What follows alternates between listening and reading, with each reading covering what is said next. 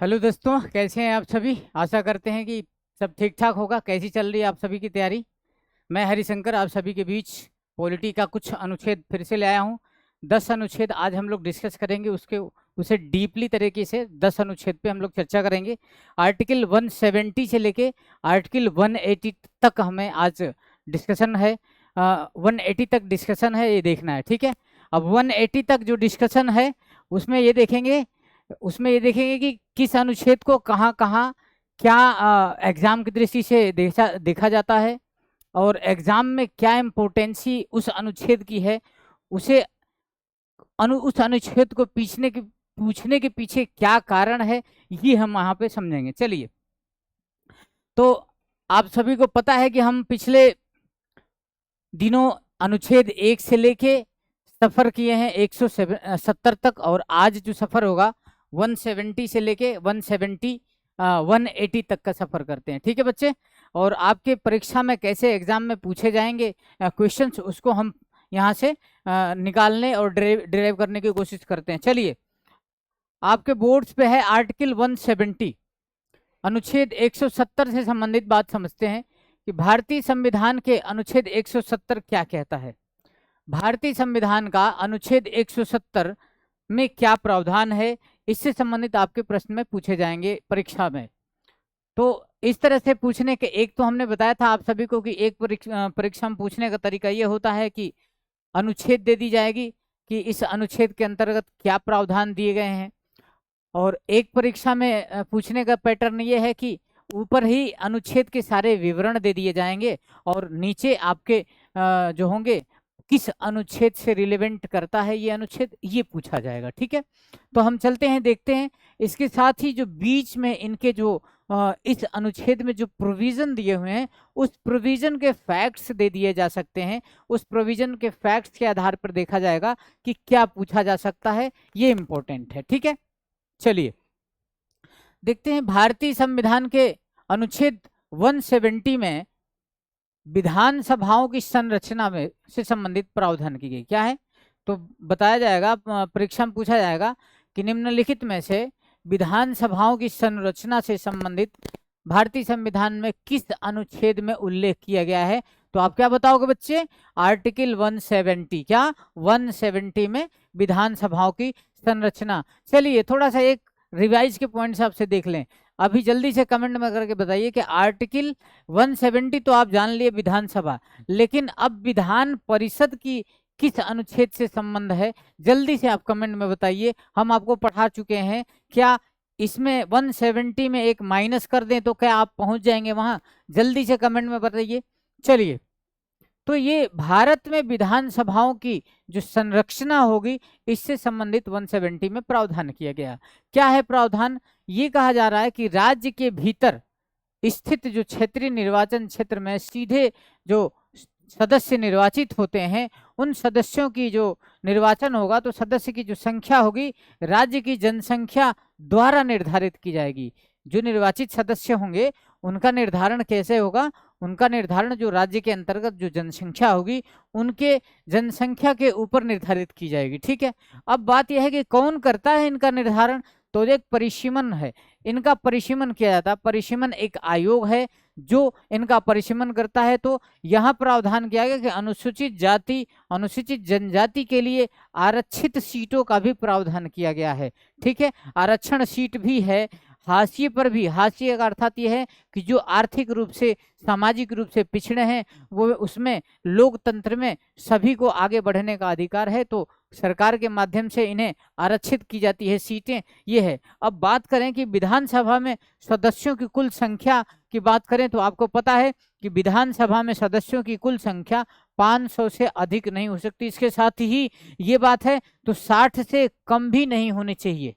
विधानसभा में जो 500 से अधिक संख्या है वो होनी चाहिए कुल, लेकिन 60 से कम भी नहीं होनी चाहिए।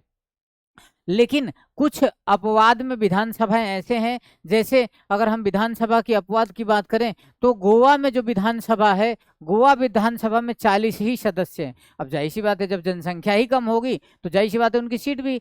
तो इस प्रकार से गोवा में 40 सीट हैं हमारे पास विधानसभा में, सिक्किम में 32 सीट हैं, दिल्ली और पुडुचेरी में आप सभी को पता है 70 और 33 सीट हैं। तो इस प्रकार से आपने देखा कि विधानसभा की जो संरचना में जो संख्या से संबंधित है, जितनी आधारित जनसंख्या होगी उसके आधार पर ये चीजें निर्धारित है। अब ये हुआ क्या, अपवाद में यही है कि जो स्वरूप है, जनसंख्या अगर कम है या उनकी विशिष्ट भौगोलिक कारण से राज्य में अपवाद है, इनकी विधानसभा की जो सीटें हैं 60 से कम है ना। तो आपने एग्जाम्पल देख लिया किन किन विधानसभाओं में कम है। चलिए अब विधानसभा के सदस्यों का चुनाव से संबंधित देख लेते हैं कि कैसे इनका चुनाव होता है। तो विधानसभा के सदस्यों का चुनाव, पहली बात है कि सार्वभौमिक वयस्क मताधिकार। सार्वभौमिक वयस्क मताधिकार क्या है बच्चे? सार्वभौमिक वयस्क मताधिकार आपको पता है कि 18 वर्ष के जो भी लोग हो जाएं 18 प्लस में, उन्हें वयस्क मताधिकार के रूप में लेते हैं। ठीक है, अब जल्दी से कमेंट में करके बताइए कि मतदान दिवस किस दिन मनाया जाता है, मतदान दिवस का संबंध किस तिथि से है, जल्दी से बताइए। इसके साथ जो भारत का नागरिक होगा, प्रत्येक भारत की नागरिक जिसकी आयु 18 वर्ष या उससे अधिक, 18 वर्ष या उससे अधिक आयु है, वो सदस्य, विधानसभा के सदस्यों का चुनाव। इसके साथ कानून के तहत अयोग्य नहीं होना चाहिए, चुनाव में मतदान करने का अधिकार होना चाहिए उसे, वैसे प्रतिनिधि हो गए हमारे पास। ठीक है, इसके साथ साथ विधानसभा के जो कार्यकाल है 5 साल होता है, आप सभी को पता है। इससे पहले भंग न कर दिया जाए, ये ध्यान रखना है। ऐसा कार्य हो कि विधानसभा का जो कार्यकाल होता है 5 साल का होता है, तो 5 साल के पहले तो चीजें है ही हैं कि माध्यम से जो भंग करने की प्रक्रिया है, तो आप सभी जानते हैं जिस प्रकार से केंद्र स्तर पर राष्ट्रपति का है, उसी प्रकार से राज्यों में देख रहे हैं राज्यपाल की शक्तियां तो है ही हैं। ठीक है, चलिए, विधानसभा कानून बनाने और उनमें संशोधन के माध्यम से विधि निर्माण की प्रक्रिया महत्वपूर्ण भूमिका निभाती है। विधानसभा का कार्य क्या है? विधि निर्माण करना, संशोधन करना विधि में, इसके साथ साथ कानून जो आवश्यक है उस कानून का निर्माण करना, इनसे रिलेटेड है। ये विधानसभाएं कहाँ? राज्य के अंतर्गत। ठीक है, राज्य में विधानसभा, हमने ये भी चर्चा की थी कि राज्य में विधानसभा विधान परिषद द्विसदनात्मक व्यवस्था है, लेकिन कई ऐसे राज्य हैं जहां एक सदनात्मक ही है, वहां पे विधानसभा ही है केवल। लेकिन अगर बात करें तो 6 ऐसे राज्य हैं जहां द्विसदनात्मक व्यवस्था है। उत्तर प्रदेश हो गया, महाराष्ट्र हो गया, पिछले हमने वीडियोस में, पिछले क्लास में हमने चर्चा की थी। ठीक है, एक जो कटा है उसके बारे में बात कर दें तो जम्मू कश्मीर में पहले था द्विसदनात्मक व्यवस्था, जिसे हटाकर हमें कर लिया गया। तो अभी टोटल जब बात करें तो 6 हो गई। चलिए अगला देखते हैं।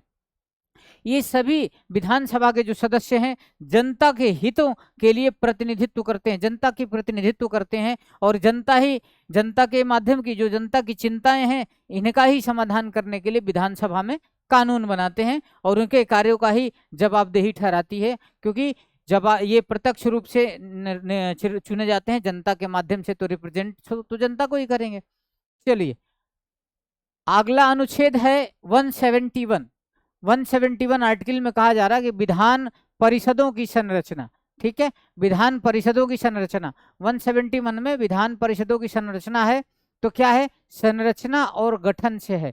क्या? विधान परिषद, विधानसभा अलग है, विधान परिषद अलग है। आपको जब द्विसदनात्मक व्यवस्था आप देखेंगे द्विसदन वाले, तो द्विसदन में आपको केंद्र स्तर पर और राज्य स्तर पर मिलता है। तो उसमें हम द्विसदनीय व्यवस्था अगर विधानसभा में देखें तो एक है आपका कौन सा? विधानसभा, और दूसरा क्या है? विधान परिषद। ठीक है, तो दूसरे प्रकार से आपने ये देखा। ठीक है, 2 सदन राज्यों के विधानसभा। अब देखिए विधान परिषद की संख्या विधानसभा की संख्या पर निर्भर करती है। किस पर निर्भर करती है?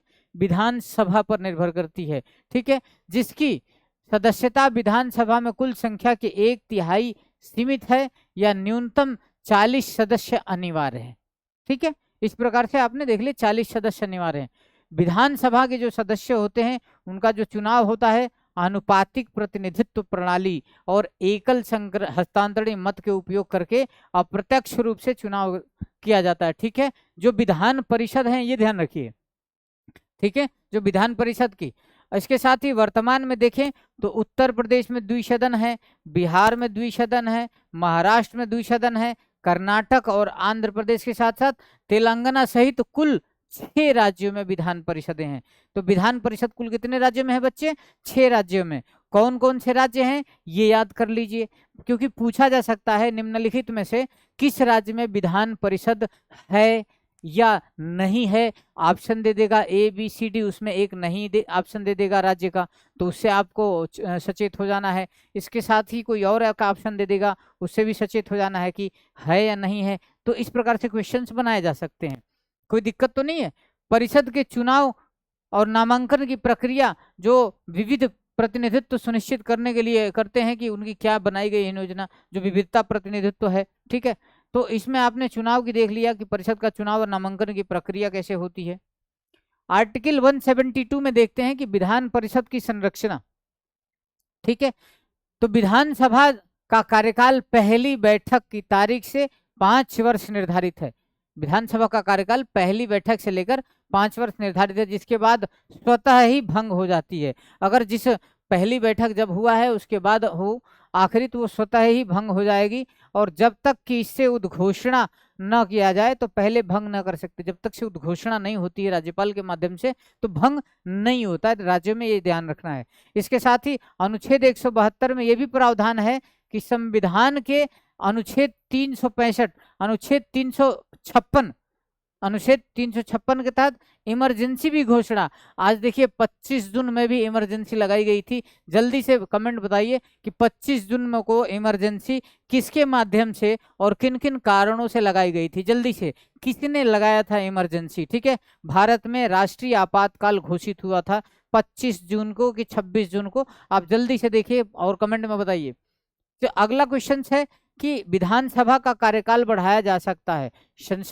संसद जो है विधानसभा का कार्यकाल बढ़ा सकती है, ठीक है, ध्यान रखिए। हालांकि यह ध्यान रखना महत्वपूर्ण है कि जो कार्यकाल एक बार में केवल 1 वर्ष के लिए ही हो सकता है।